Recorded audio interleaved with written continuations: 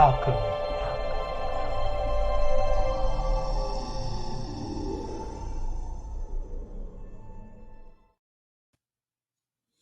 Hey guys, today's broadcast might get interrupted. We're waiting for maintenance to come here and take care of some electrical problems. So if this does get interrupted, I apologize.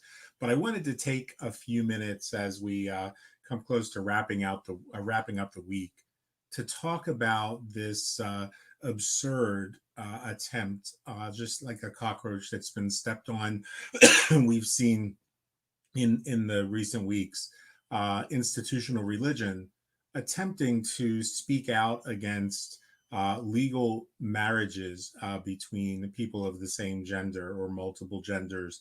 And so I wanted to address that. First of all, it strikes me as absurd that the Roman Catholic Church would choose to weigh in not on its pedophilia scandal, not on its harsh and unfair, unequitable treatment of women, but would address a sacrament, the validity of a sacrament that doesn't even require one of its own clergy. Under its canon laws in the Roman Catholic Church, a clergy person is not required to confect the sacrament of matrimony. That sacrament is one of the only ones that's confected by the couple themselves. The priest is only there as a witness. And so it just really struck me as odd that people were expressing shock and dismay and of course naturally disenfranchisement and trauma being reignited by these absurd proclamations. But let's get something straight.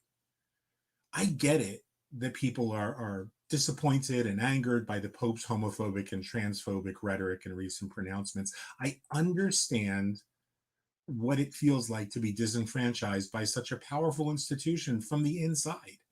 I was one of her consecrated religious contemplatives and experienced that patriarchy at its worst, but there can be no valid expression of shock or surprise, guys. This is who they are. It's who the Catholic and Christian churches have always been. It's representative of the patriarchal hypocrisy that poisons almost every expression of so-called Christianity and Catholicism, and has for the past 1875 plus years. Yes, I'm offended by Rome's discounting of same-gendered marriages. I'm offended by their disregard for the sanctity of genderqueer identity as a human right.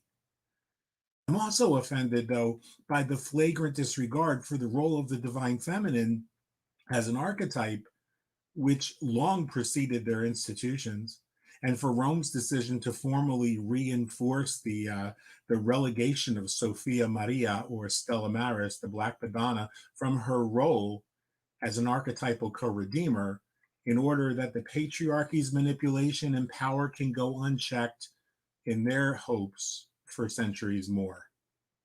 But here's what we have to understand. Like all institutions and religion overall, a church that has lost its relevance with the world, which has invested far more in sheltering predators, sexual predators, from justice than it has in preventing homelessness or mental illness or hunger on our streets.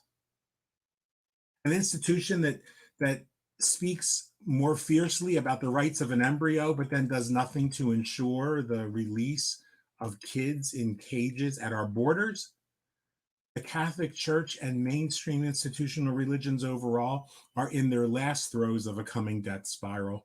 The days of hierarchical, especially patriarchal, manipulation and control and colonialism are over. People are reclaiming their sovereign right to power. They're championing the teachings of the Palestinian master to feed the hungry, to give shelter to the disenfranchised, to love one another. And they're boldly declaring that any religion or theology that breeds contempt or seeks to diminish the human rights of another is patently valid, and that we do not need religion or thoughts and prayers in this moment. What we need is compassion, and we're clear about that. We need nonviolent justice. We need reform and a return to the ethics of serving one another at the center of our morality. And we, the people, the living, breathing expression of the eternal principle, will rise and rebuild, will create that beautiful city. And it won't matter what the Pope has to say. It won't matter what the Archbishop of Canterbury has to say. What will matter is that the people say, we've had enough. And compassion and equity and justice starts with me. So don't let them steal your peace.